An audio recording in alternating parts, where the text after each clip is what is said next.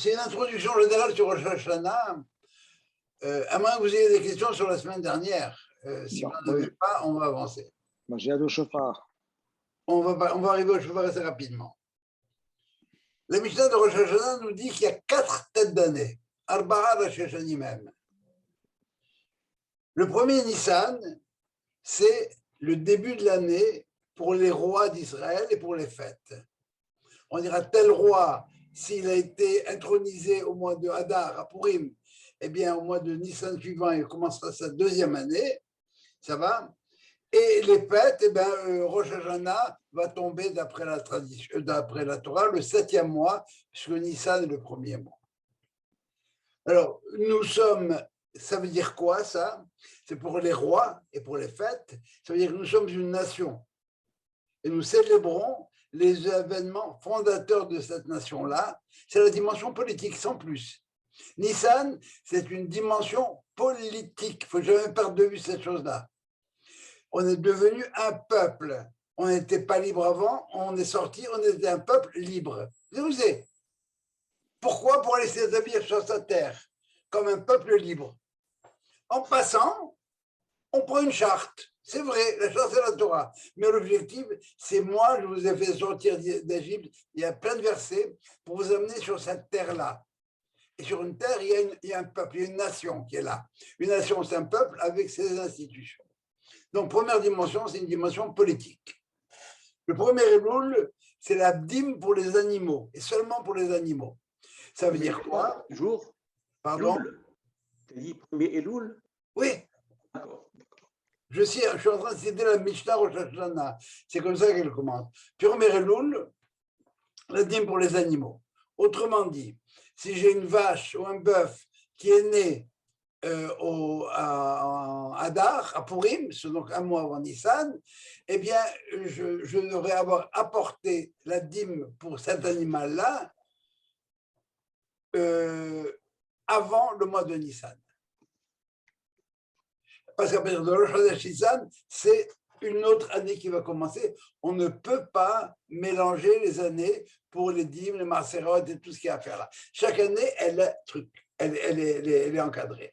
Donc, on pourrait dire que cette année-là, si vous voulez, c'est une année fiscale. OK? Le premier Tishri, alors là, c'est ce qui nous importe, ce qui va nous arriver dans 3 semaines, c'est pour les années. On compte les années. On est en 5781. On sera en 5782. Et ça se trouve, c'est la Tishri. Pour la Shemitah, l'année prochaine est une année de Shemitah. Ça veut dire une année où on laisse la terre en jachère. On ne cultive pas, on ne récolte pas, etc. On ne plante pas, on ne sème pas, on ne récolte pas. Pour le Yovel, le Yovel, c'est la restitution des terres à leurs premiers occupants. Si je t'ai vendu mon terrain à moi maintenant, eh bien, à la Shemitah, tu dois me le rendre parce qu'il appartient à ma famille. Ça, et ça remonte aux tribus comme tel. Aux plantations. Oui. S'il est vendu, pourquoi je dois le restituer? Encore une fois, il n'est jamais vendu définitivement, il est vendu sachant qu'au Yobel, ça règle. Ça revient. Okay. Il faut rendre à César ce qui appartient à César, c'est grec. Rien n'appartient à César. Tout appartient à Dieu, il l'a donné à qui il l'a donné. Le Yovel, c'est l'année où les choses reviennent à leur place et les esclaves qui n'ont pas voulu être libérés au bout de la 7e année, on leur donne un coup de pied et on les sort de la maison au Yovel. La même chose pour les légumes. Alors, si vous voulez, l'année, ça veut dire que c'est une dimension universelle. Et il y a une dimension, par conséquent, après la dimension politique, la dimension fiscale, il y a une dimension ici sociale. En termes de société, finalement, le premier Shabbat, c'est le Shabbat des arbres, parce que, bon, les arbres, pendant les 3 premières années, on ne peut pas utiliser les fruits, etc. Je ne rentre pas dans les détails. Hein. Et ça, si vous voulez, la sève qui recommence à monter et qui m'invite à moi, comme tel, à me rendre compte de ma vie intérieure, ça c'est la 4e année, c'est 4e Rosh Hashanah, c'est la nature. Alors on a ces 4 dimensions-là, et vous remarquez qu'il n'y a pas de fin d'année. On n'a pas de fin d'année. Dès que l'année de Nissan a terminé, elle est prise en relais par l'année de Elul et par l'année ensuite l'année de Tishri. On focalise en général sur 2 années spécifiques à Israël et dimension universelle. Eh bien, dimension universelle, elle commence à Tishri et spécifique, elle est à Nissan. Et on est aussi entre ces deux pôles-là. Chaque repère, chacune de ces 4 années, va susciter un bilan, une conscience de ce qui va fonder mon humanité comme être moral, comme être de nature, comme être social, comme être économique. Et c'est quoi? Qu'est-ce qu'il y a derrière tout ça? C'est qu'on veut échapper aux seules lois de la nature et aux normes sociales. Libération des esclaves, retour des terres à leurs premiers propriétaires. On va freiner le surchangement économique. Et là, je m'arrête pour l'introduction à Rosh Hashanah. Est-ce que vous aurez des questions par rapport à ça? Ça pourrait faire un cours pour lui tout seul. Hein. Et je ne veux pas rentrer dans les détails. Se souvenir qu'il y a 4 têtes d'année avec chacune une dimension particulière qui m'invite à moi à me positionner par rapport à par tout ce qui est politique, social, économique ou naturel. Toujours quand tu dis le nouvel an universel, c'est Yom HaZikaron. Est-ce que même les goïms passent en jugement ou c'est juste le peuple juif? Tous les peuples, Kol Bnei Marom, on va dire dans la prière, tous les êtres humains sont jugés à ce moment-là. Ça va? Est-ce que ça vaut la peine d'avoir créé ce monde? Oui ou non? Je ne sais pas. C'est à lui à décider à ce moment-là. Salut Jo. Salam Loulou. Merci. C'est Jackie qui s'appelle ton frère? Pardon? Ton frère s'appelle? Daniel, il est là. Ah, Daniel. Bonjour Daniel. Voilà. D'autres questions? Alors, Yom, le premier Tishri est appelé Yom Harat Olam, le jour où le monde est tombé enceinte. Ça veut dire quoi que le monde, tel que Dieu voulait le créer, est tombé enceinte? Ça veut dire qu'il a mis en place des structures pour que le monde puisse déboucher. C'est quoi mettre en place ces structures? Bon, à part les structures matérielles, les 6 jours de la création, les 5 premiers jours, le 6e, c'est l'homme qui apparaît, création de l'homme. Et la seule mitzvah de Rosh Hashanah, je dis bien la seule mitzvah de Rosh Hashanah, c'est la sonnerie du chauffard. D'où la question à laquelle on va essayer de répondre. Quel lien entre la création de l'homme et le chauffard? Je répète la question. Quel est le lien entre la création de l'homme et le chauffard? Le son, la parole, la pensée. J'arrive pas à voir. Et le chauffard, où est-ce qu'il pense, le chauffard? Réveil. L'éveil de quoi? Réveil à la croyance. Mais le premier homme, il n'avait pas le choix. Ah, d'accord. Attends. Le chauffard. Dans le chauffard, il n'y a que le son. Qu'est-ce qu'il y a dans le chauffard? Il y a 3 choses. Tu as la matière d'abord. Ça va? Oui. Tu as la matière. Tu as le son et la manière dont les sons sortent. Oui. La corne. Le son, c'est la corne. C'est la matière. Isaac. Encore une fois, je parle de la création de l'homme. Tout ce que vous dites est vrai, mais je voudrais que vous répondiez à ma question clairement. C'est le but du cours. C'est le souffle. Oui. J'aime bien ça. C'est beau ça. De quel jour elle parle, Sylvain? Du Dieu. Ok. Alors, on vient de toucher du point la réponse, effectivement. Alors, je voudrais qu'on la détaille, si vous voulez, à travers ce que la Gemara va nous dire. OK? La Gemara va nous dire la chose suivante. Imrou les fanaï, dites devant moi, Malchouyot, les royautés. Kedei shetamlichuni alechem, afin que vous m'intronisiez comme roi. Première chose, Imru lefanai zichronot, dites devant moi les souvenirs, on va voir de quoi il s'agit. Kedei she'ale lefanai zichronchem letova, afin que je me souvienne de vous pour le bien. Oubamé, et qu'est-ce qui va être l'instrument qui va servir à tout ça? C'est le chauffard. Oubamé, ba chauffard.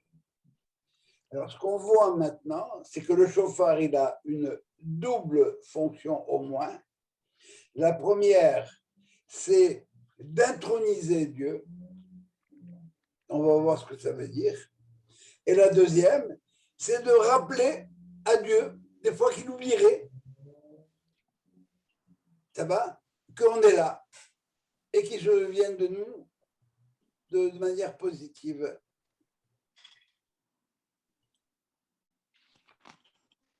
Alors, dans un premier temps, on a tendance... Entre moi et Dieu. Ça va, c'est clair? Alors, en quoi est-ce que ces deux fonctions-là, qui sont les fonctions d'intronisation de Dieu et de souvenir de Dieu, pour nous, c'est Dieu qui doit se souvenir, hein? Ce n'est pas nous qui devons nous souvenir, c'est Dieu qui doit se souvenir de nous pour le bien. Et ça se fait par le biais du chauffard. En quoi est-ce que le chauffard joue un rôle particulier là-dedans? La question est bien posée, elle est claire? Alors, pour l'intronisation de Dieu, Malchuyot, Malchuyot, le chauffard semble être comme oyez, oyez, braves gens, le bon Dieu, c'est lui le patron. Mais comme le chauffard appelle aussi au souvenir de Dieu, on ne peut pas se contenter de cette chose-là. La référence qu'on a, c'est qu'au moment de la mort de David, il y a un de ses fils qui voulait supplanter Salomon, je ne rentre pas dans les détails, ça va? Et à la fin, David a dit, c'est Salomon qui va régner. On a oint Salomon, on a sonné du chauffard et on a dit, Yehi Amelech, vive le roi. Et effectivement, bon, on peut dire qu'il y a cette dimension-là. Quand on nomme quelqu'un pour les grandes occasions, et on se... Mais si on pense bien au psaume du 6e jour, qu'est-ce qu'on dit le 6e jour comme psaume? Hachem Malach Geout Labesh. Dieu est roi, il est vêtu de grandeur. C'est la déclaration que Adam a fait sans... Pourquoi est-ce que c'est une phrase importante pour Adam? Parce que s'il n'y avait pas eu quelqu'un pour dire Hachem Malach, ben Dieu n'aurait pas été roi. Dieu, il est Dieu. Qui est-ce qui fait que Dieu est roi? Parce que moi, Adam, je dis Dieu est roi. Donc, c'est la conscience, c'est la réalisation, c'est la conscience, c'est la prise de conscience qui réalise l'action. C'est le fait que dès que je prends conscience de la chose, c'est ça. Et que je l'affirme, C'est extraordinaire. Je ne sais pas si tu sais que dans la mécanique quantique. Dans quoi? Dans la mécanique quantique. C'est le réveil. Oui, c'est plus que ça. C'est la prise de conscience de l'individu qui est le contrôle sur ce qui se passe dans l'univers. C'est éprouvé dans la mécanique quantique. la personne qui observe une expérience qui influence le résultat de cette expérience. Oui, Donc, bon, ça prend la conscience de l'individu pour avoir un effet sur l'univers. alors bon, ça veut dire, ce que je suis en train de dire, ça Donc, ça, s'applique souvent, ça c'est s'applique ce que je dis. à la mécanique quantique. C'est exactement ce que je dis, Joe. C'est phénoménal ce que tu dis. Mais on va aller plus loin. On a un principe qui nous dit En meler beli am. Il n'y a pas de roi sans peuple. Voilà, exactement. Alors, autrement dit, cette phrase dite par Adam, rappelez-vous ce qu'on cherche maintenant. Hein? On cherche à comprendre en quoi le chauffard intervient dans la reconnaissance du roi, dans la nomination du roi, j'ai envie de dire, en fin de compte. Tant qu'il n'y a pas l'homme, il n'y a pas de monde. Il y a peut-être un monde, mais Tout à fait. qui est conscient de ça? Personne. La plante n'est pas consciente qu'il y a un monde. Moi, oui. Et quand je me réveille, je dis Hachem Malach, et à quel moment cette reconnaissance se fait? Au moment de l'apparition de l'homme, au moment de la prise de conscience de l'homme. Et cette prise de conscience de la création de l'homme par opposition aux autres créatures, comment elle se fait? Parce qu'il y a écrit Vaipah be'apav nishmat hayim, Dieu a insufflé dans cette momie de terre qui avait là un souffle divin, un souffle de vie, pardon, et c'est ce souffle divin qui a fait en sorte que l'homme est là. Il a pris conscience, il est là. Et en hébreu, c'est extraordinaire. Pourquoi? Bien parce qu'on a le mot neshama, qui est mon âme, et le mot neshima, le souffle, la respiration. Autrement dit, d'où provient ma neshama? De la neshima que Dieu a insufflé dans ce corps d'homme. Mais où est la conscience, la prise de conscience intellectuelle? Dès que j'ai reçu, moi, j'ai reçu souffle divin. Je me suis réveillé à l'être. Avant ça, j'étais un monstre de terre et soudain, je suis réveillé à l'être. Tu veux prendre un exemple? Je suis complètement anesthésié. Je ne sais pas ce qui se passe dans le monde. Il n'y a pas de monde, en fin de compte, pour moi. Quand j'ouvre les yeux de mon anesthésie, hop, il y a un monde. Donc, j'existe. Donc, je suis conscient. Et je suis conscient de quoi? Eh bien, qu'il y a quelqu'un qui m'a mis au monde. Neshama, cette Neshama-là, cette prise de conscience, c'est le fait que Dieu a insufflé, Neshima, il a insufflé une partie de lui-même en moi. Oui. C'est important qu'on soit bien clair là-dessus. Si on ne comprend pas, on va passer le temps qu'il faut là-dedans. À quel moment Dieu est roi? Quand moi je me réveille. Quand moi je viens à l'existence. Quand j'arrive. Donc, c'est la conjoncture entre l'action divine et la prise de conscience de l'être humain. Oui, effectivement. Oui. Non, c'est pas une conjoncture. Il y a un effet il y a un mouvement de cause et effet. Cause et effet. Très bien. Alors, la cause, c'est Dieu qui me souffle dans le nez. Conscience. Hachem Malach. Voilà. Dieu est là. Incroyable.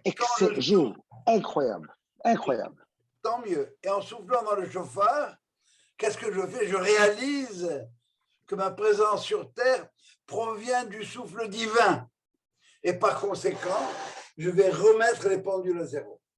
Ça veut dire que le chauffard, c'est reproduire l'action divine.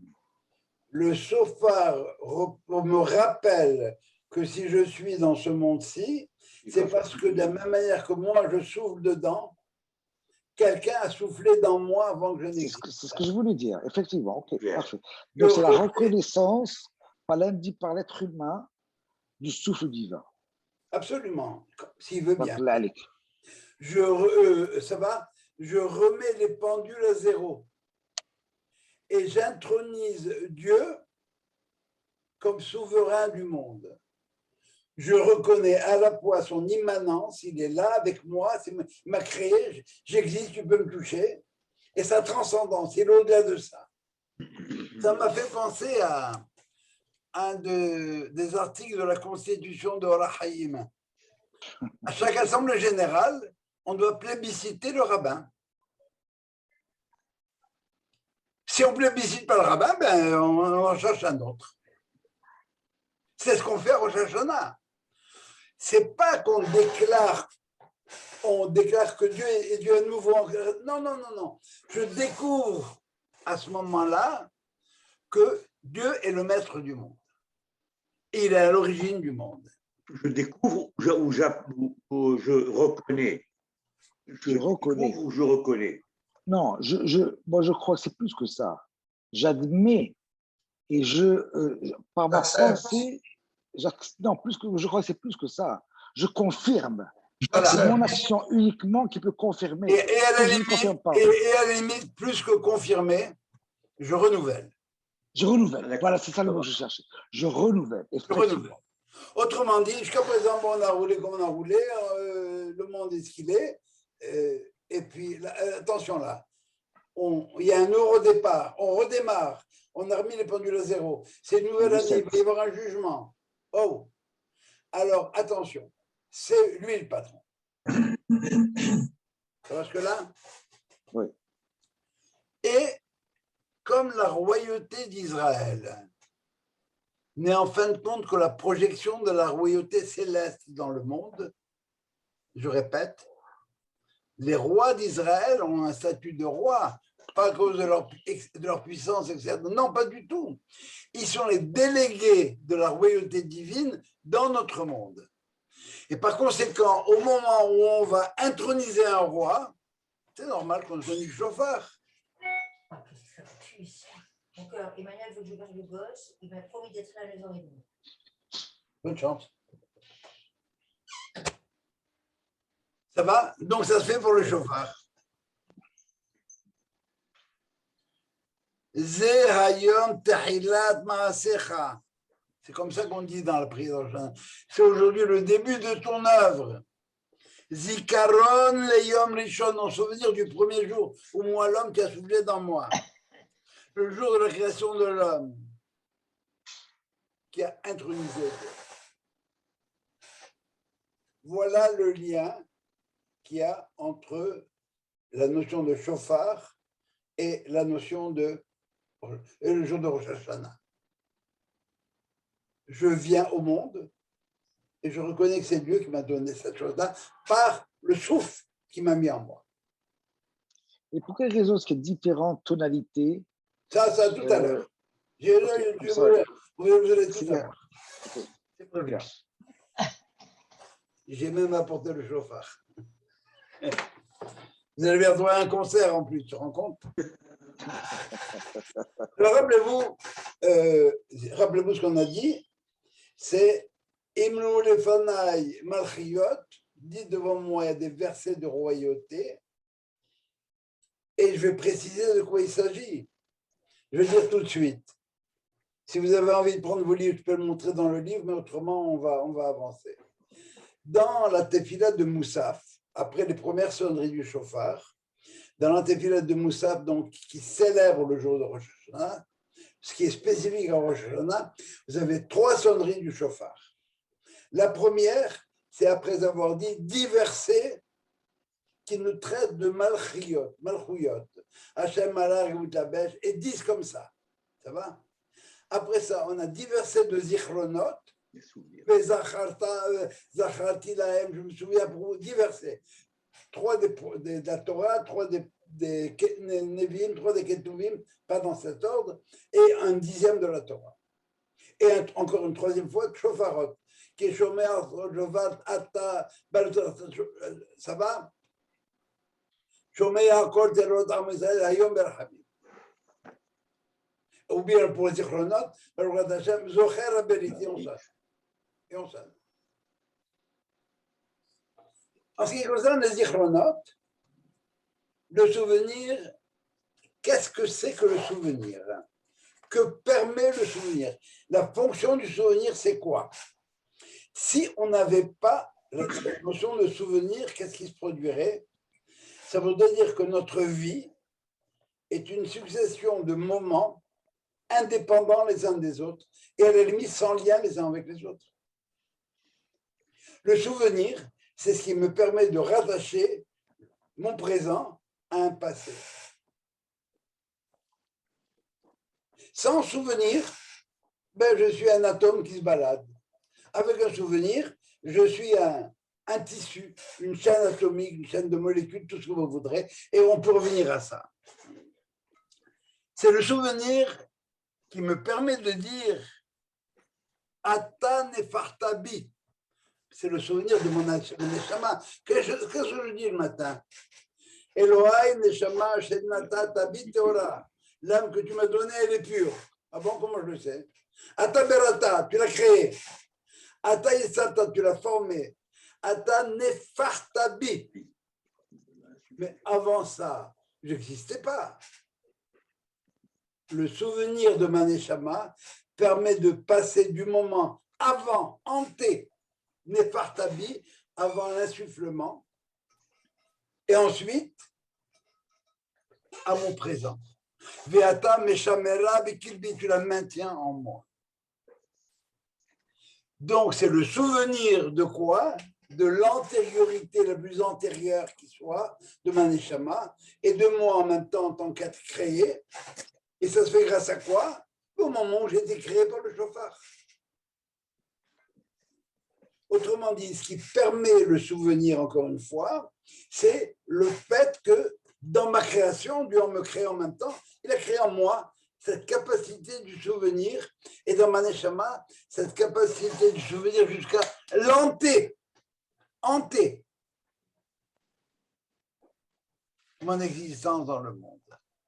Et c'est à vous rappeler ça, il faut rattacher ce que je suis en train de dire maintenant à ce qu'on a vu la semaine dernière sur la Teshuvah.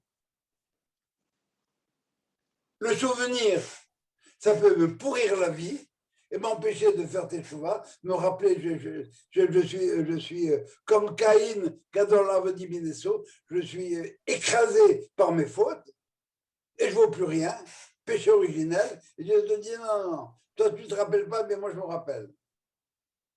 Encore une fois, le lien entre Yom HaZikaron et Yom HaDin. C'est-à-dire, le din ne peut être fait, le jugement ne peut être fait que par une mémoire totale. Ça va jusque-là? Et pourquoi avec un chauffard? Et là, on va rentrer directement dans le chauffard. Eh bien, qu'est-ce que c'est que le chauffard? C'est un son. Qu'est-ce qui sort du chauffard? La mitzvah, c'est l'ishmoa kol chauffard. Il faut que je sois capable d'écouter le son du chauffard. Qu'est-ce que c'est qu'un son? Le son, c'est ce qui est antérieur au mot. Avant que je ne parle, avant que ça ne sorte de ma bouche, c'est un son. Et maintenant, j'articule ce son avec des mots. Et quand j'articule ce son avec des mots, si vous voulez, eh bien, la parole, c'est quoi? C'est le réceptacle de ma voix. Avec les mots, j'ai aucune liberté. Une fois que j'ai dit blanc, j'ai rien dit de plus. Il faut que je sois avant d'avoir dit blanc. Parce que quand j'ai dit blanc, peut-être que ce n'est pas exactement ce que je voulais dire. Avec les mots, le passé est limité. Avec la voix, tout est ouvert. La prière qu'on fait tous les jours, c'est Shema kolenu Hashem. Écoute notre voix. Et ce n'est pas Shema tefilatenu. On finit comme ça. Écoute notre voix, parce que dans cette voix hantait les mots, avant les mots, il y avait tout mon être qui était là-dedans. Et la seule chose que je puisse faire, c'est vous le dire avec les mots, que j'utilise et je suis limité par cette chose-là. La pensée, elle est libre au niveau des sons, avant les mots. Et dès que je les ai articulés, c'est fini.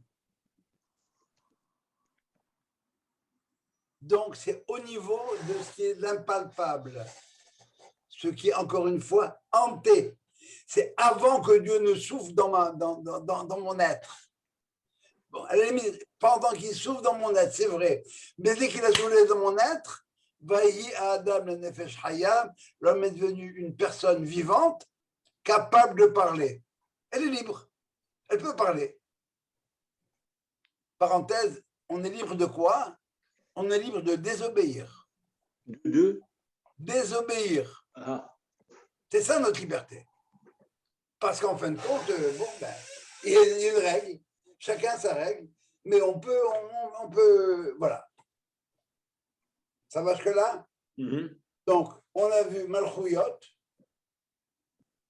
Je t'ai nommé roi parce que, par le son, parce que j'ai reçu mon souffle. Zichronot, ce même souffle-là me permet de me rattacher à mes origines. Shofarot, et ça c'est une liberté totale. C'est pas figé par des mots, et c'est au niveau des sons. Et reste, maintenant, ce qu'il nous reste à voir, c'est qu'est-ce que c'est que la signification de ces sons-là. Vous avez des questions jusque-là? Non. Bon.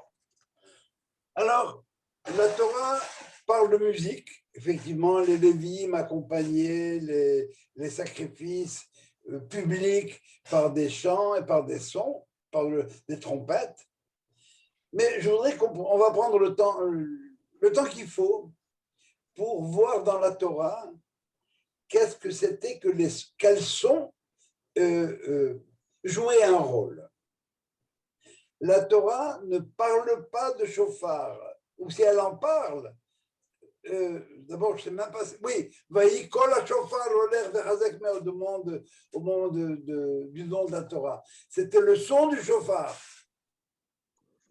Moïse disait des mots, Moshe Yedaber, Veha Elohim Ya'anen Ubikol, et Dieu lui répondait par des sons. Moïse pouvait comprendre ces sons-là, et il devait nous les transmettre. Mais Dieu n'emploie pas de mots, il emploie des sons. Et Moïse est capable de déceler ces sons-là. Alors, dans la paracha de Halotra, qui traite du... Alors là, je change de registre pendant un certain temps. Vous verrez que tout ça va se remettre en place. Dieu demande à Moïse, ordonne à Moïse de faire des trompettes.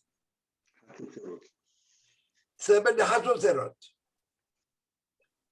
Alors, il fallait qu'ils soient d'une pièce, etc. Je ne rentre pas dans les détails. À quoi elles servaient ces trompettes? Alors, écoutez bien, il y a deux mots maintenant qu'il faut connaître. Tekia et teroua.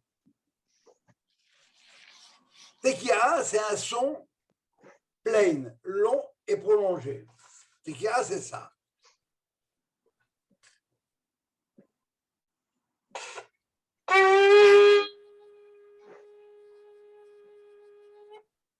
Ça va?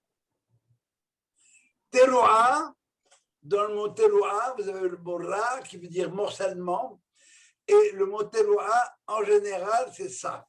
Mais on verra qu'il y a autre chose.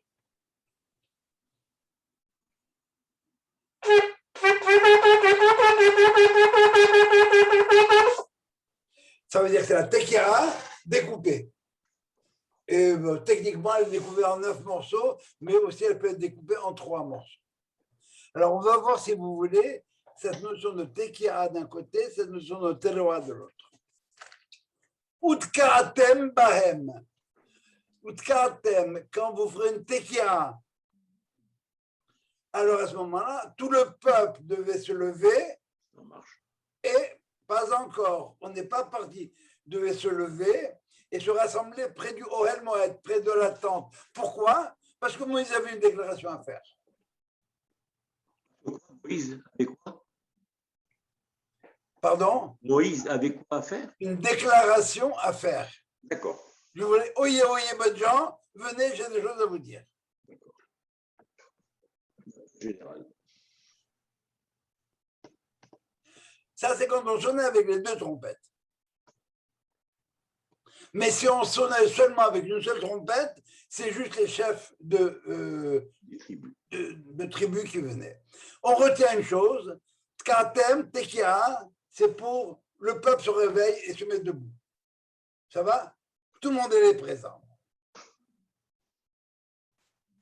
Maintenant, écoutez bien comment le texte va nous dire. Utkatem teroa, vous tekia, utkatem, ça veut dire aussi vous sonnerez une teroa, tout morcelé haché. Venasoa machanot achonim kedma. Et les premiers camps commençaient à bouger. Alors, déjà, on commence à entendre. Katem, tekira, c'est quelque chose qui est stable. Tout le monde est là debout. Teroa, on se met en mouvement. La stabilité vient d'être rompue. On bouge. Mais il y a écrit Utkatem Teroa. Vous ferez d'abord donc une tekira avant la teroa. On va voir ce que ça veut dire tout à l'heure.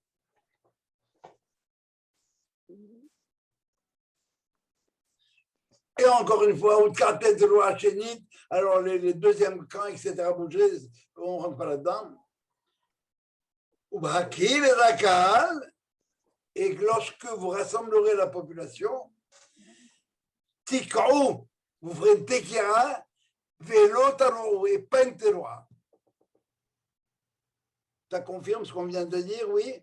Tekira, c'est pleine, stabilité, teroa, ben c'est stabilité, on rassemble tout le monde, et bien on n'a pas besoin de ça n'a pas besoin de bouger.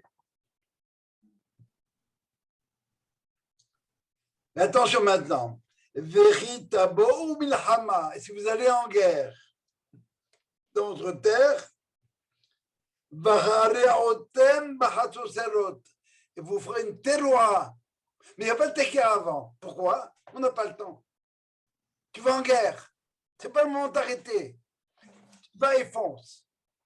Ceux qui ont vécu en Israël pendant les périodes où on doit aller dans les abris, c'était quoi?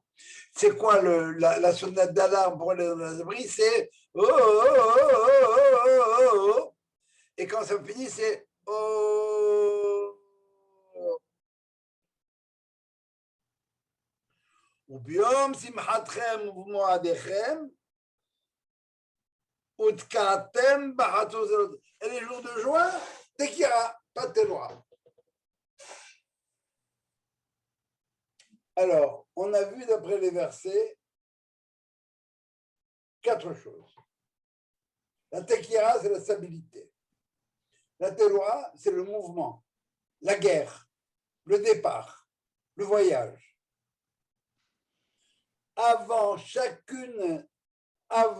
et après chacune des teroot, il y a une tekira. Avant chacun des trucs morcelés, il y a une tekira, et après, il y en a une autre. En période de guerre, il n'y a pas. En période de guerre, c'est du ta. C'est clair? Maintenant, ceux qui ont pris leur livre de Rosh Hashanah devant eux, vous allez voir que la première série de sonneries, la plus longue, qui comporte 30 sons, c'est Tashrat, Tav, Shin, Resh et Tav. Tashrat, c'est Tekia, Shin, c'est Shevarim. Shevarim, ça veut dire briser, Shever, quelque chose qui est cassé. Teroa, c'est quelque chose qui est brisé encore plus, et Tekia encore. Voilà, Tashrat.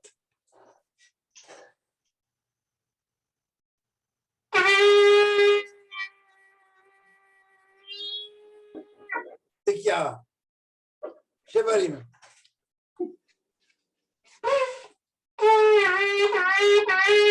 Teroa.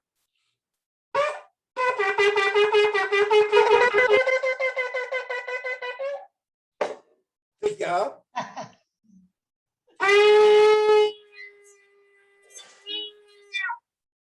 Vous allez me dire, oui, mais la Torah ici, elle ne parle pas de Shevarim. D'où tu m'as besoin de Shevarim? Ben, c'est parce que la Teroa, on ne sait pas ce que c'est. Et on l'apprend de la mère de Sisra, un des rois que Yael a tué. Elle attend son fils et on ne sait pas, elle gémit ou elle pleure. Quelqu'un qui commence, qui n'est pas bien, il commence à gémir. Aïe, marassé, aïe, marassé. Il éclate. Et qu'est-ce qu'on apprend maintenant? C'est que, eh bien, ça, c'est dans l'ordre du monde. Il y a d'abord une situation de stabilité. Dieu crée le monde. Bereshit bara Elohim. C'est magnifique. Et il y a eu le tohu bohu, la sécurité. Et chacun de ces mots-là est expliqué par les Haramim comme étant le règne d'une nation étrangère sur nous. Mais ça finit par Veruach Elohim erachefet al pnei hamayim. Et le souffle de Dieu plané sur la surface des eaux, ça veut dire quoi? Et on nous dit ça, c'est le souffle du Mashiach. On a un début paisible, tohu bohu, et ça revient au calme avec le Mashiach. Que dit Jacob à ses fils? J'ai une tunique de sang dans les mains. Mais ce qu'il y a Sheber, il y a des brisures en Égypte. C'est là-bas qu'il y a Yosef. Elle a réglé ce problème-là. Si vous trouvez dans votre mur une fente, qu'est-ce que vous pouvez faire? Bon, vous pouvez prendre du plastique, la colmater. C'est vrai. Vous pouvez mettre un clou et accrocher un tableau. C'est vrai.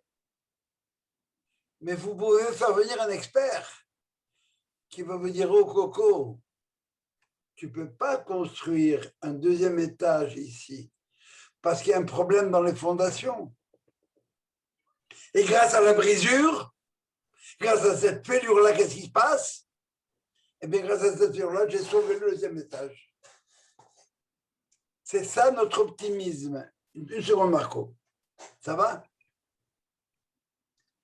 C'est ça tout l'optimisme de Rosh Hashanah. Alors, je reprends les trois premières sonneries, pardon, dans les premières grosses sonneries, on a trois fois Tashrat, Tekiah, Shevarim, Teroa, Tekiah. Pourquoi Shevarim, Teroa? Parce que je ne sais pas qu'est-ce que c'est que Teroa. Est-ce que c'est l'un, l'autre ou les deux? Alors, je fais les deux. Pour commencer, Tekiah, Shevarim, Teroa, Tekiah. Deuxièmement, peut-être c'est juste Shevarim. Alors, c'est la deuxième sorte de sonnerie qu'on va voir. Tout, c'est là. Tachat, Tikara, Shevarim, Tekiah.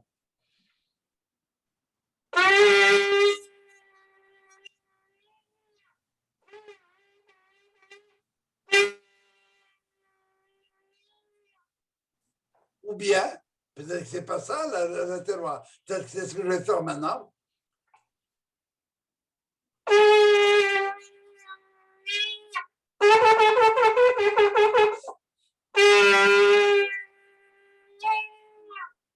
En faisant très, très, très attention à une chose, c'est que la longueur de la tekiah avant et après doit être supérieure à celle qu'il y a au milieu. Ah.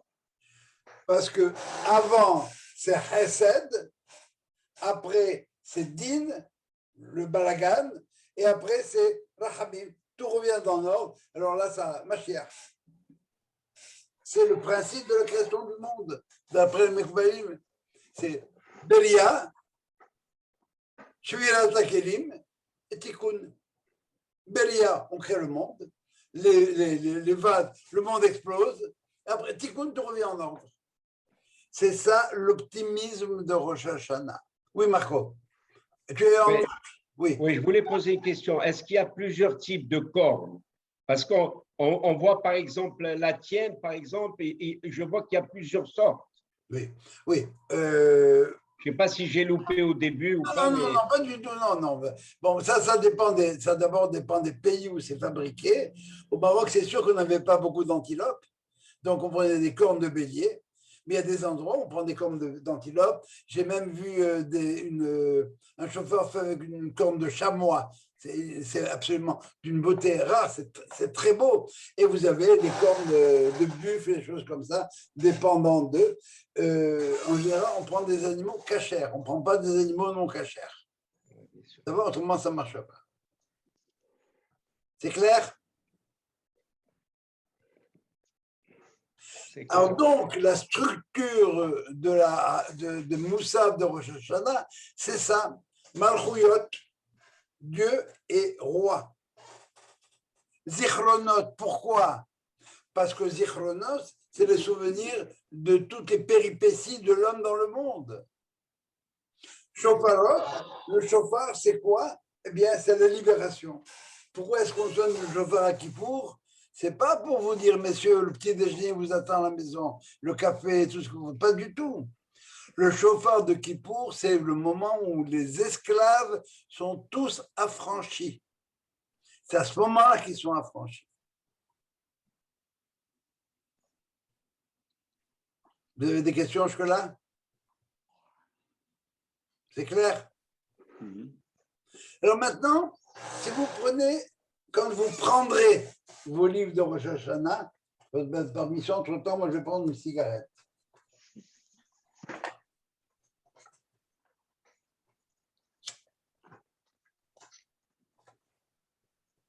En fin de compte, le chauffard, c'est Akadosh Baruch Hu qui nous pardonne des fautes, quoi. Bien sûr, il est là pour nous pardonner, mais il y a des conditions. Il faut qu'on fasse qu'il faut qu'on se remette en ordre, et à ce moment-là, le pardon est automatique. Mais tu fais rien. Te pardonner, pourquoi il va te pardonner? Ton fils, il a fait un copain, il a fait un sale coup. Pourquoi tu veux l'excuser? Il n'est même pas venu te dire Mahila. Ça veut dire qu'il se maintient dans sa position. J'attends pas que tu viennes me dire excuse-moi, parce que j'ai besoin de cette phrase-là magique. Excuse-moi, excusez. Excusez, ça veut dire quoi, excusez? De quoi? Ah, tu t'es libéré. Tu m'as dit excusez, mais au fond, toi-même, si tu as l'occasion, tu vas me faire la même crasse. Tu n'as rien fait là. C'est ça la teshuva. La teshuva est efficace si tu es remis dans la même situation et que tu ne fais pas la même faute. Les gens qui fument ou qui fumaient, vous le savez. Vous savez que le jour où vous avez arrêté 50 fois et le jour où vous avez arrêté pour de bon, vous savez que c'était un der des der. Moi, j'ai cru, mais je me suis trompé. Alors, si vous regardez dans votre livre de Rosh Hashanah, les psukim qu'on nous demande de dire, les psukim qu'on nous demande de dire, c'est de la Torah, du Tanakh. L'ordre du Tanakh, c'est Torah, la Torah, le Pentateuch, Nevim, les prophètes, qui annoncent des bonnes choses pour Israël, s'ils font, etc. Et Ketuvim, c'est les catastrophes. Dans les Ketuvim, il y a le livre d'Esther et des choses comme ça. Ça va? Des choses où les choses ne vont pas bien. Dans l'ordre tel qu'il est présenté dans le Moussaf de Rosh Hashanah, c'est Torah, Ketuvim et Nevim. Torah, c'est le Tashra, la Tekia, tout va très bien dans le monde de la Torah. Dans les Ketuvim, c'est les catastrophes, l'histoire les écrit, ce qui nous est arrivé dans notre vie. Et finalement, les Nevim qui viennent remettre les choses à leur place. Voilà la structure du shofar, voilà la signification du shofar, voilà la signification des sons. Et les Mekoubalim viennent me dire que au moment de la Tekia, on a pensé à Abraham. Tekia, c'est Hesed, la générosité. Au moment de la Teloa, quand je dis Teloa, entendez, c'est soit Shevarim, soit Teloa, soit les deux. Au moment de la Teloa, on doit penser à Isaac, Midat Adin, le monde Toph, le monde où il faut aller au mont Moria. Abraham, avant d'aller au mont Moria, il était bien. Dieu lui dit, vas-y, bon, alors là, tempête sous un crâne. Et après, il redescend, dès qu'il y a encore.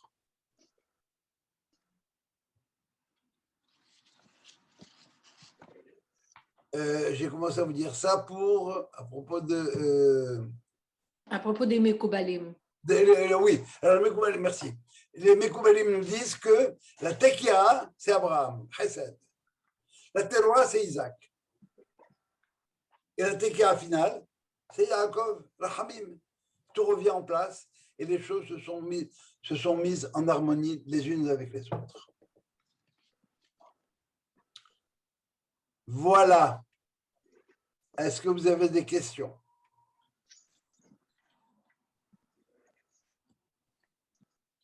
Pas de questions? Ou c'est très clair ou bien c'est très, très obscur? Mais je crois que… On utilisait les chauffards vraiment à partir de quand? à partir du Mont Sinaï au moins. Vaï kol ha-shofar oler vechazek meod.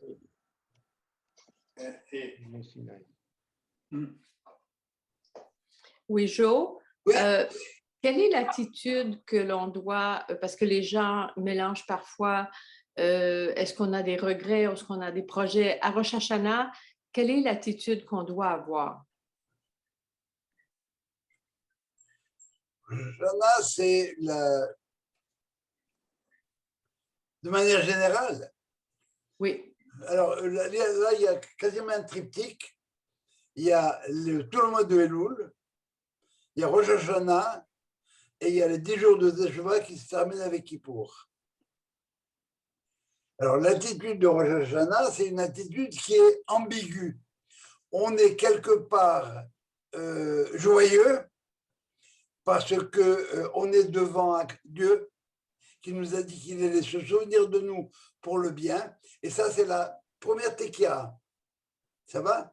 Mais en même temps, c'est Yomadin. Mais celui-là, on le met entre parenthèses. Pourquoi? Parce qu'après, on sait qu'on va avoir une autre tekia. Et par conséquent, on doit être dans le cadre de la personne qui se fait juger, qui entend, encore une fois, qui se rappelle que c'est Dieu qui l'a créé jusqu'à avant même que l'être apparaisse au monde. Et à ce moment-là, se rappeler qu'on est une créature. Mais on est une créature en face d'un quelqu'un et pas de quelque chose. Pas en face de l'impersonnel de la nature, mais devant Hachem et pas devant Elohim. Et par conséquent, c'est une attitude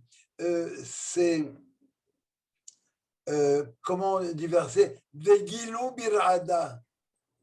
Réjouissez-vous en tremblant. Réjouis-toi, c'est vrai, il faut se réjouir.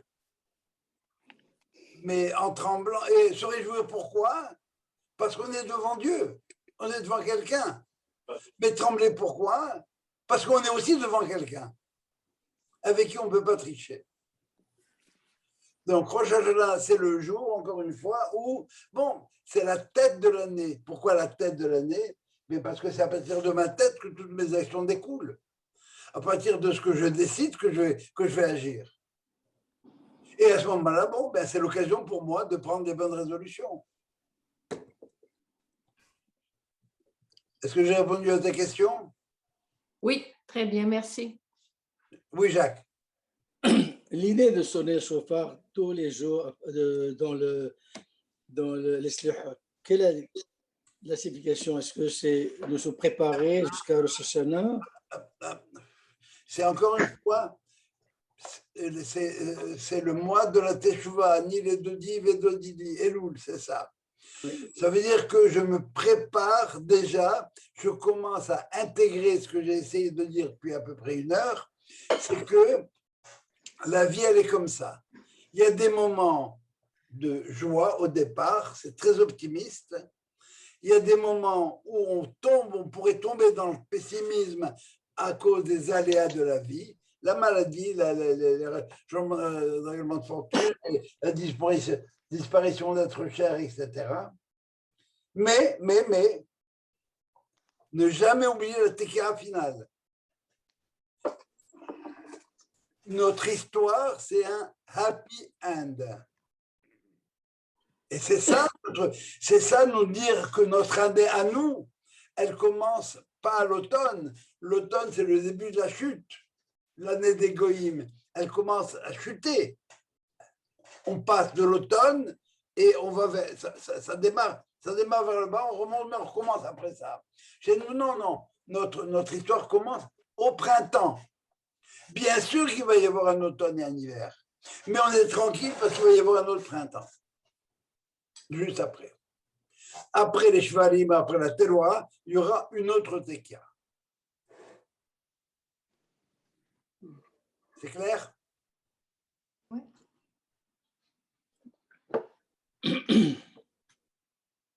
Est-ce que vous auriez d'autres questions? Non. Bon. Pourquoi on ne fait pas, par exemple, au lieu de Rosh Hashanah, pourquoi ils n'ont pas fait les Shobar à Shavuot? Parce que Shavuot, ce n'est pas le moment où on doit se rappeler qu'on est un être créé. Alors, à Pessah, je suis un peuple, je suis sorti de là où j'étais, ça va, j'ai été délivré. À Shavuot, on me donne des instruments pour pouvoir fonctionner bien. Et puis, j'ai toutes les 4 ou 5 mois où je vais fonctionner. Et à Rosh Hashanah, je vais faire le bilan de ce que j'ai à faire. Parce que Shavuot n'est pas en rapport avec la création du monde directement. Elle est en rapport avec la création du monde, hein. C'est bien clair. Mais pas de manière aussi directe qu'à Rosh Hashanah. Rosh Hashanah, c'est le jour où l'homme a été créé. Et par conséquent, il rappelle-toi comment j'ai été créé. Bon, c'est bien, j'ai été créé, oui, on m'a donné les lois, c'est vrai. Mais par quoi j'ai été créé? Par un souffle divin. Donc, je suis rattaché à Dieu. Alors, je suis rattaché à Dieu. Maintenant, les modalités de cet attachement, comment elles se font en appliquant les lois de Shavuot, par exemple.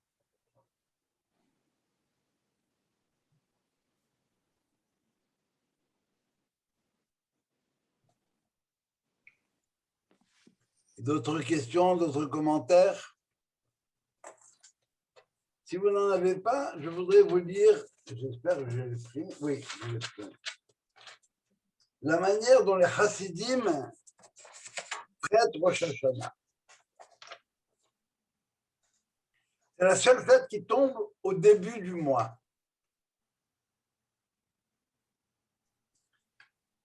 Et le début du mois, c'est le début de la nouvelle lune.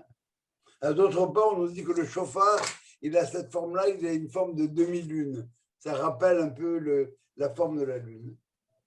Et si vous vous souvenez du cours qu'on a eu sur la discussion entre la lune et le bon Dieu, Dieu a obligé la lune à se rapetisser. Il a demandé pardon, qu'on apporte pour lui un sacrifice, qu'on apporte en son nom à lui un sacrifice pour se faire pardonner du fait qu'il a obligé la lune à se rapetisser. Rappelez-vous, Israël dans le monde, c'est quelqu'un, Israël, la lune, Israël et les femmes, entre autres, eh bien, c'est des êtres qui ont accepté une diminution d'envergure de leur être. Alors voilà ce que nous disent certains chassidim.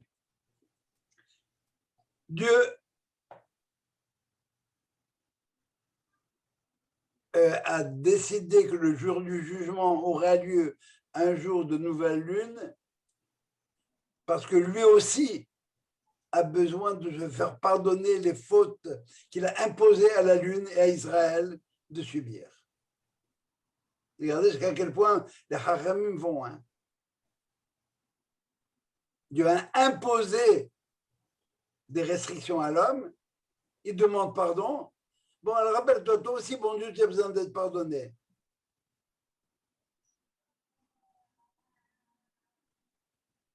Il a besoin d'être pardonné lui aussi.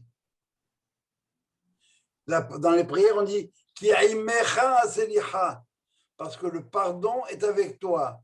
Mais ils ne le lisent pas comme ça, il dit toi aussi, tu as besoin de te faire pardonner. Alors, tu as besoin d'être pardonné, alors pardonne-nous aussi. Très souvent, quand vous avez des amis qui ne veulent pas pardonner à quelqu'un d'autre, faut leur dire que eux aussi, ils voudraient bien qu'on leur pardonne dans le monde d'en haut. Alors, il ferait bien de pardonner dans le monde d'en bas. Et si la lune, nous dit les Chachamim, a accepté d'être amoindrie, alors c'est que probablement grâce à elle, cet amoindrissement-là, ça va aider Israël quand ils auront besoin de se faire pardonner.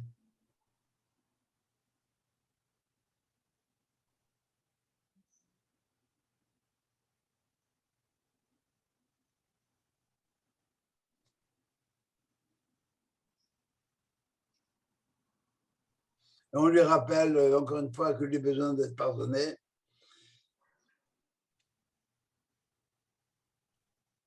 Quand on dit Tikou Bachod Mishpat l'Elohé Yaakov, c'est un jugement pour le Dieu de Jacob, lui aussi il est en jugement.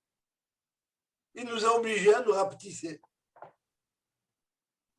Les Hassidim, ils n'ont pas de cadeau avec le bon Dieu. Là. Tu vois, c'est pas, comment dire, un blajumil. Tu dois nous pardonner parce que nous aussi, on t'a pardonné. La lune a accepté d'être amoindrie. On a accepté de rentrer dans ce monde-là, à faire l'impossible. Et regarde ce qu'on bave. Alors, sois pas trop tough avec nous. Hein. Autrement dit, c'est pas une demande très obséquieuse qu'on est là. On demande d'être pardonné parce qu'on y a droit. Tu nous as obligés à. Bon, alors voilà où on est. On le demande, ça ne veut pas dire qu'on sera exaucé. Ça va dépendre de ta sincérité. Ça va dépendre jusqu'à quel point ton être était troublé par la chose. Ça dépend comment est-ce que tu as écouté le son du chauffard. Tu as été créé pour faire quelque chose. Tu sais, pendant les fondations, un immeuble, ce n'est pas très beau à voir. Mais à la fin, on sait qu'il va y avoir la peinture, la toiture et tout ce qu'on voudra. Au départ, j'ai pensé à faire une maison, construire un immeuble. C'est magnifique, ça. Sur le plan d'architecte, c'est extraordinaire. Et quand on commence à creuser, on se rend compte qu'il y a des tuyaux, qu'il faut dynamiter, qu'il y a des fils de belles qui passent, etc. Mais à la fin, il va y avoir la tekira finale. La plus importante, c'est la tekira finale. C'est elle qui marque l'achèvement de l'objectif, qui est un happy end, et pas le monde va à sa perdition, et puis on est en train de... Pas du tout. Pas du tout. Et c'est ça l'optimisme de Rosh Hashanah. Alors, quand on est optimiste, alors, si on est optimiste quant à l'issue de la chose, eh bien, les modalités pour y arriver, pour faire ce qu'on a à faire, c'est beaucoup plus facile que si je me dis à quoi bon tout ça, de toute façon, je vais mourir, à quoi ça sert tout ça? Pas du tout, tu ne vas pas mourir. Ton corps va disparaître, mais ton âme, ton être, ce que tu es, ce que tu as apporté au monde, c'est là, ça va rester. Et par conséquent, si je sais que c'est bien beau, je bosse, si je sais qu'à la fin, j'ai rien, ou peut-être que j'aurai rien, bon, ben, je ne suis pas tellement motivé. Mais si je sais qu'à la fin, ça finit par une tekira, par un happy end, eh bien, je suis beaucoup plus boosté, beaucoup plus motivé pour faire ce que j'ai à faire.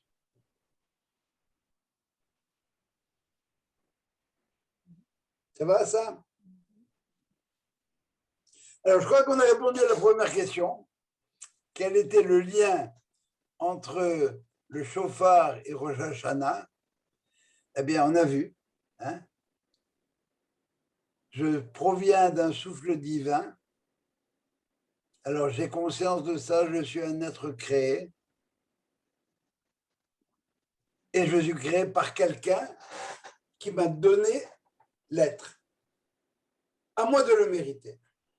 Et c'est ça, Isaac. La semaine prochaine, on essaiera de comprendre, étant donné que Rosh Hashanah, c'est le début de l'année, eh bien, on devrait lire dans la Torah le début de l'année.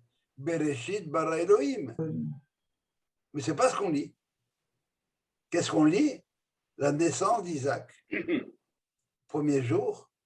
Et deuxième jour, le sacrifice qui n'a pas eu lieu, le ligotage. Quel rapport? Ce sera à nous à découvrir. Comment? Mais Isaac, c'est le premier enfant juif. Juif, ça veut dire quoi là? Premier qui est le premier qui est né d'un père circoncis. Le premier être à avoir été circoncis, c'est pas juif d'abord, c'est hébreu. À ce moment-là, tu as raison. C'est le premier être qui rentre dans l'alliance. Mais ce n'est pas une alliance simple. Quand tu signes un contrat, c'est mieux de ne pas le signer avec la mafia. Parce que tu n'en sortiras pas. Donc, il y a un rapport alors avec le souffle quand la mer elle s'est ouverte, c'est séparé. Non, ce n'est pas un souffle qui est la mer séparée. C'est un vent. Dieu a suscité un vent pour séparer la mer. Ça veut dire qu'on est resté dans le monde de la nature. Ah, donc ça, ok. Ça va? C'est pas, il a rien donné de lui-même. Tandis que pour me créer à moi, il m'a soufflé dans les narines. Neshama, Neshima. Rappelez-vous les termes.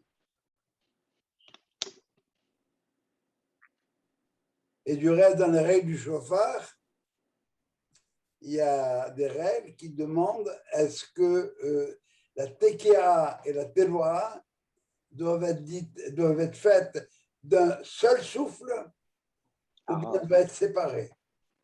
Alors, celle qu'on fait au début, là où tout le monde est assis, parce que c'est tranquille, on est assis. Alors là, c'est séparé. Mais par la suite, ne va surtout pas imaginer qu'il n'y a pas de lien entre la première tekia et la teloa. La création, ça implique la shvira. La création, ça implique l'explosion des vases. La création, ça implique les tohu bohu et les 4 empires. Mais en fin de compte, on est rassuré par le ruach et la tekia finale. Oui. Alors, est-ce que ça veut dire, bon, là maintenant, j'ai conscience, je comprends, voilà. Mais quelqu'un qui ne connaît pas tout ce que tu as dit, est-ce qu'il accomplit quelque chose? Est-ce que si tu écoutes en chauffard sans comprendre ce que ça veut dire, est-ce que c'est la même chose que si tu comprends ce que ça veut dire? Ça va dépendre si pendant que le bonhomme il sonne le chauffard, tu te dis qu'est-ce qu'on va manger à midi? Est-ce que le couscous c'est satané comme celui de l'an dernier? Ou bien tu te dis là, il y a un appel. Alors, même si tu ne peux pas le définir de manière, parce que ce qu'on vient de voir maintenant, c'est le début de l'introduction de l'avant-préface, des choses à savoir. C'est juste avoir une idée, un ordre de grandeur. Mais dans la réalité, ça va probablement beaucoup plus loin. Chaque dimension, ça fait appel à des notions de Kabbalah qu'on peut avoir que ça. La question, je vous l'ai déjà dit, c'est le bonhomme qui est allé à Kippour à la synagogue, il ne savait pas prier, mais il avait envie de prier. Mais il ne savait même pas lire l'hébreu. Il connaissait l'alphabet. Il a dit Aleph, Bet, Gimel, et tout ce bouquet de lettres sans signification, Dieu les a pris et en a fait une superbe prière. Parce que ça s'adressait, le bonhomme, c'est son âme qui a parlé, c'est plus sa bouche. Il était, avec sa voix, il était en deçà de la voix. C'était anté-voix. Ça va? Et sa voix, c'était juste ça. Mais à la limite, il n'avait même pas besoin de dire à la bête Gimel s'il ne sait pas le dire. Maintenant, quand je suis capable de mettre des mots là-dessus, alors à ce moment-là, ça me pénètre beaucoup plus. Et vous comprenez maintenant à partir de là l'importance des mots et des chansons dans la liturgie. Avec la liturgie, je suis attaché au clan d'Israël. Et dans le clan d'Israël, on a un lien direct avec Dieu. Il y a trois façons dont les Israël sont appelés. Ils sont appelés Avadim, des esclaves, ils sont appelés Banim, des enfants, mais ce n'est pas des esclaves, des serviteurs des enfants, ou Benzoug, ou bien le conjoint d'eux. Si je suis Eved, ça veut dire que je sers Dieu par crainte. Si je suis Ben, si je suis fils, je sers Dieu par amour.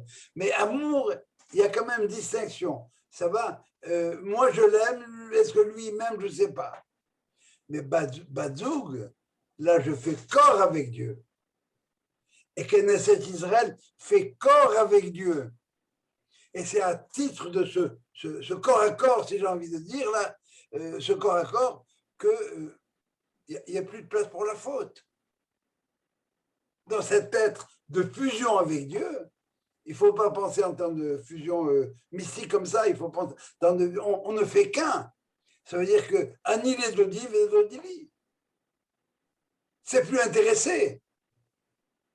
C'est le mari et la femme pendant les fiançailles, ou juste après le mariage, avant que la chicane ne pogne. Et c'est à ce titre-là que, bon, ben, on essaye. Ça va?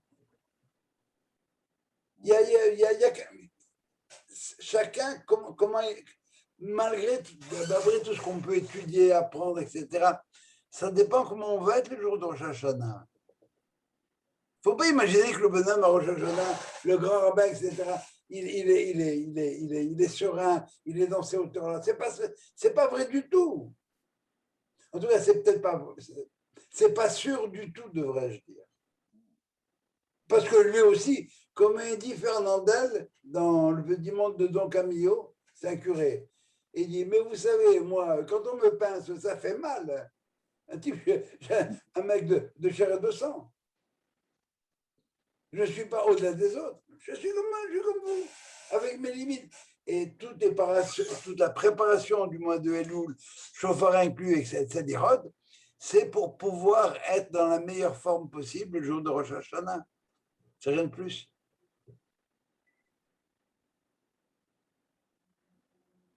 Magnifique. Voilà. Merci. Merci. Ce prochain chauffard, on va penser à toi un jour. C'est gentil.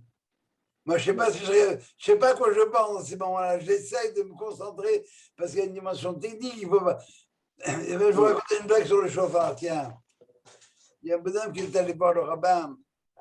Je lui dis, Rabbi, je voudrais sonner le chauffard cette année à Rosh Hashanah. Le rabbin le regarde et dit, tu veux sonner le chauffard? Toi, ça ne va pas? Non, mais écoute, Rabbi, tu peux penser ce que tu veux, mais j'ai très, très envie de sonner le chauffard. Je te donne $1 million pour la synagogue. Vous avez deviné la réponse du rabbin, bien sûr. 1 million? Oh, avec 1 million, tu peux régler le mariage de celle-là, la famille de celui-là, Ok, très bien. Dis, tu sais sonner le chauffard? Il dit, non, je te montre pas, extraordinaire. Il arrive, il fait les prières, il prend le talet, il le met sur la tête, il prend le chauffard, il n'y a pas un son qui sort. Vous avez déjà vécu ce genre de situation, je présume. Ce n'est pas agréable. Et encore moins pour le tokéa. À ce moment-là, le rabbin, il lui parle à l'oreille et le type, il enlève son talet. Pour le chauffard, il sonne. Bingo! Louis Armstrong. Mieux que Louis Armstrong. Après la prière, les gens vont au rabbin et dit, qu'est-ce que tu lui as dit? Je lui ai dit d'enlever le talet parce que peut-être que ça l'empêchait de bien respirer. Tu plaisantes ou quoi? Ça veut dire ça l'empêche de respirer. C'est le même maire, il est là. Il dit ça, c'est ce que je lui ai dit à lui. Mais si tu veux ta réponse pour toi, c'est la suivante. Une des fonctions du chauffard, c'est d'annuler le catégore, d'annuler l'accusateur. Ce jour-là, Dieu juge, il y a un un procureur qui vient attaquer Israël. Et par le son du chauffard, alors on rappelle tout ce qu'on a dit pendant 1 heure maintenant, et à ce moment-là, bon Dieu écoute, Dieu entend, et etc. Alors dit, pendant qu'il avait la tête couverte, l'accusateur, le procureur là-bas, ne savait pas qu'il sonnait du chauffard. Alors il essayait de l'empêcher le plus possible. Mais quand il a vu qu'il était déçu, là, il peut sonner tant qu'il veut. Ça va, celui-là, il risque pas de... Il risque pas de... Ses arguments n'ont qu'une valeur pour le bon Dieu, non.